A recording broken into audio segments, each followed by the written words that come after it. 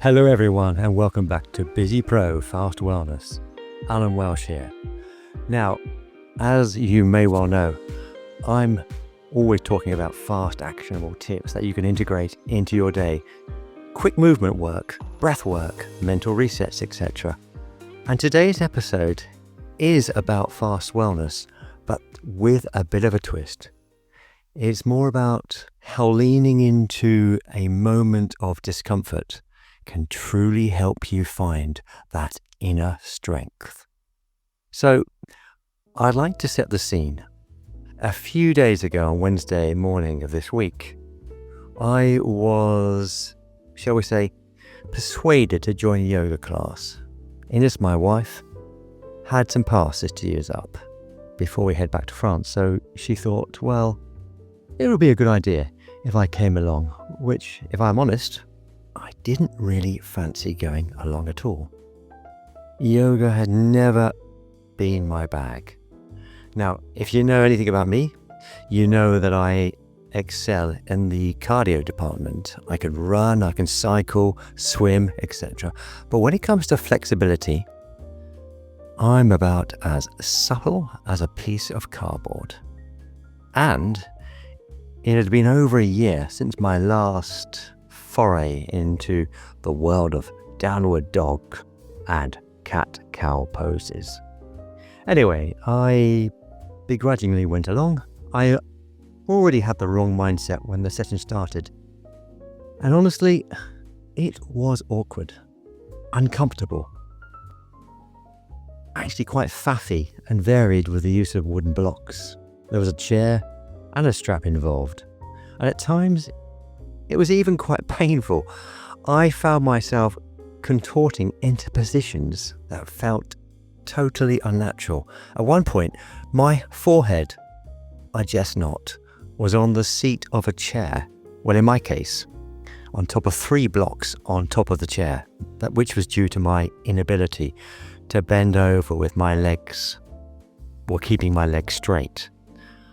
And I was literally muttering to myself, like, what the heck? What am I doing here? And, as is usually the case in yoga classes I've attended in Valencia and in France, I was the only bloke in the room, which, while not a problem, it was just, I was so crap at some of these new moves that I'd never experienced before. And this added to that feeling of being, well, like a slightly misplaced elephant in a room full of ladies. So for the first 30 minutes, I had to say that every stretch, it just felt like a battle. My mind was screaming, why wasn't I just more assertive? I could have just said, you know what? Thanks, Ines, but I think I'll pass on this yoga malarkey. But I had to say, something shifted. And after that initial period of pure, unadulterated awkwardness, I started to find a bit of rhythm. And even though there were a couple of moves I simply couldn't do, it felt like my hamstrings had been stapled to my calves. The teacher was brilliant, and he came around. He suggested alternative poses and offered gentle adjustments. He noticed how useless I was, but in the spirit of the occasion and being a decent teacher, he was encouraging and helpful. And here's the kicker. Here's the unusual part of this story. The last hour, despite that ongoing physical challenge, actually sped up. It went from feeling like a painful chore to something pretty engaging, even enjoyable in a sort of strange, masochistic kind of way. There was one point when we were on our backs with our legs flush upon the wall. I mean, they were literally, I had to get into some contorted position and move my legs, swivel my back, and my legs were straight up. And it felt completely ridiculous. It might have helped strengthen some of those back muscles, I guess. But, it was mad. Anyway, I walked out after doing these exercises after the full hour and a half, feeling physically worked out, yes, but more importantly, I felt a profound sense of mental clarity and calm. It got me thinking, what just happened there? And what can we as busy professionals learn from deliberately stepping into situations where we feel utterly out of our depth? And I have a quote here, and it's by the great American poet Robert Frost. And he said, "The best way out is always through." Absolutely. And that yoga class, for all its initial discomfort, was a powerful reminder that true growth, and this might sound a bit hippy-dippy guru-like, but true growth often begins at the edge of our comfort zone. We, as busy pros, we're constantly facing our yoga moments in our professional lives, whether that be launching a new project where we don't feel we have all the answers, or if we're leading a team through an uncertain period, or we may be giving a presentation on a topic that we're not that confident on. We're still in the process of mastering, or navigating a difficult conversation that feels particularly awkward. So these situations are like the professional equivalent of trying to touch our toes when our hamstrings are screaming. They're uncomfortable, uncertain, and yes, sometimes painful.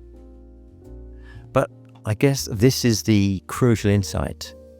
Pushing through that initial uncomfortability makes us stronger, not just physically, but also profoundly mentally, because we learn to modify, to find our own version of that pose. It also cultivates that classic one. Yes, it cultivates resilience. So each time you face a challenge and don't give up, you build confidence in your ability to endure and overcome. You learn that feeling awkward or unskilled isn't catastrophic. It's just temporary.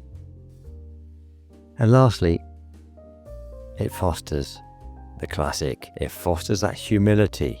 So for me, in this case, being the only bloke who can barely touch his knees, let alone his feet, this acted as a great reminder that mastery is a journey, and every expert was once a beginner. Now, I'm not aiming for mastery in yoga, but if I were pursuing something which was particularly important to me, this is a good mantra to bear in mind. So this experience reinforces that often the hard stuff, the stuff that makes us squirm and we want to bail, we just want to give up. This is precisely what's going to forge our next level of strength and resilience. It's about finding a little bit of grace in the struggle. So, in essence, how can we apply this in our own lives, in our busy professional lives? Well, the first thing we need to do is we have to identify what is our yoga moment. Where are we feeling uncomfortable? Where are we feeling out of depth in the work that we're doing or in our personal lives? It might be learning a new piece of software or taking on a leadership role or having that challenging conversation. We also need to lean in to the problem. Don't leap out of it. Instead of avoiding it or giving up at first sight of any friction, we need to try to commit to pushing through that initial awkwardness for a set period. Now, this is what I do, and then I've got tasks that I just hate doing, but if I can just do them for the first 15 to 20 minutes, just begin the task, push through that initial friction, then things become easier and easier. And the next thing is we have to find our adaptation.